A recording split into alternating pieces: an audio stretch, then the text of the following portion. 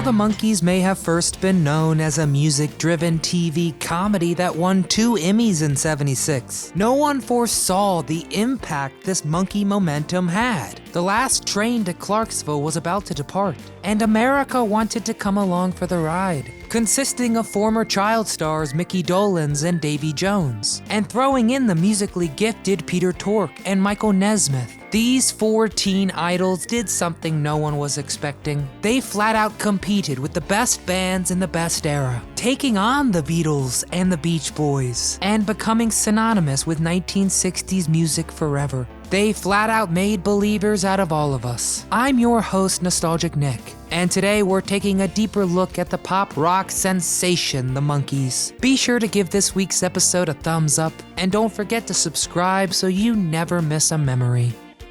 Insane creation. Producer Bob Rafelson was developing a music-based series, with some inspiration coming from his own experiences as a musician. But although it was already in the works before 1964, when the Beatles released their film A Hard Day's Night, it was now crystal clear what the goal was. A fictional quartet that would get all the kids swooning and screaming and buying and singing. Basically, the Beatles. The audition notice went out to all the papers and read, quote, "Madness.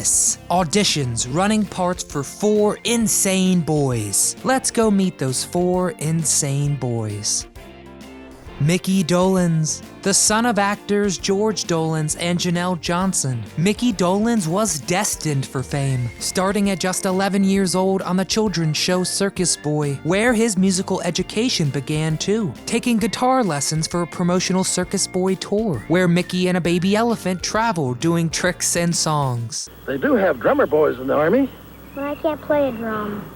Then Micky created his own band, Micky and the One-Nighters, who did some originals plus covers, his favorite to perform being Johnny B. Good. And when the Monkees audition arose, he rocked out to Chuck Berry's masterpiece and won the job, chosen as the drummer and lead vocalist. And with some lessons, he even learned how to play drums properly. According to Mike Nesmith, Micky's distinct voice made the Monkees stand out, and he and Peter Tork would occasionally pass over their own lead vocal duties to Dolenz on their own compositions. Micky wrote some of their hits and provided lead vocals for monumental tunes like Last Train to Clarksville, Take the last train to Clarksville, now I must hang up the phone. Pleasant Valley Sunday, Another Pleasant Valley Sunday.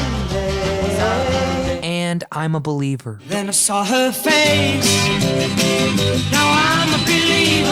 Dolenz even directed and co-wrote the show's finale. After the Monkees ended, he did a lot of voice work. Cartoons like The Funky Phantom, Devlin, and Captain Caveman and the Teen Angels. The 1980s reignited some Monkee mania with a reunion. There was a screening of the entire Monkees TV series on MTV, and a single that was then This Is Now, which reached number 20 on the Billboard Hot 100.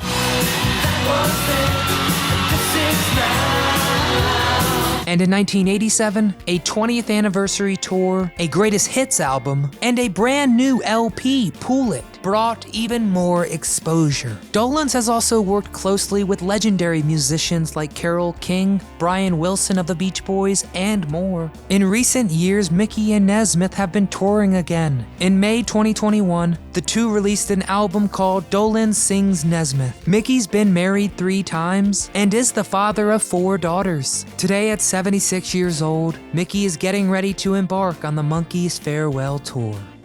Davey Jones. Oh, Davy, such a huge draw to this series. Petite with big eyes and bigger charm. Davy, like Micky, also started out quite young, with his first TV gig coming at 15 years old, in an episode of BBC's Coronation Street. Following the death of his mother, Jones rejected acting in favor of a career as a jockey. But even though his jockey mentor believed in him, he still pushed Davy to take a role as the Artful Dodger in a production at London's West End. And he took his Artful Dodger to Broadway and even got nominated for a Tony. In 1964, the same night the Beatles made their historic Ed Sullivan performance, little Davy was there too with his Oliver co-star Georgia Brown. And Jones said of that night, quote, "I saw the girls going crazy and I said to myself, this is it. I want a piece of that."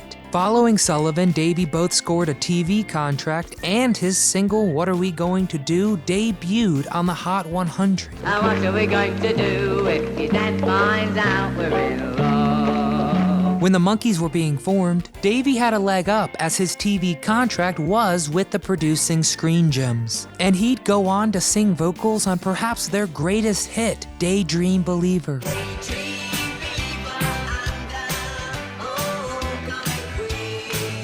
After season 1 ended, Jones disappeared from the public eye for several weeks, while a series of morbid rumors about his health made the rounds. Reportedly, the unfortunate truth was that Jones had received a draft notice and decided to fast for weeks in order to fail the physical, and it worked. Post-Monkees, Davy opened his first store in New York City called Zilch, selling hip clothing and accessories, even allowing customers to design their own clothes. But he didn't give up on music or television, and from Laugh-In to My Two Dads, Davy was always a bright spot guest starring on shows. That means... Yeah, that's right, baby. Welcome to my locker.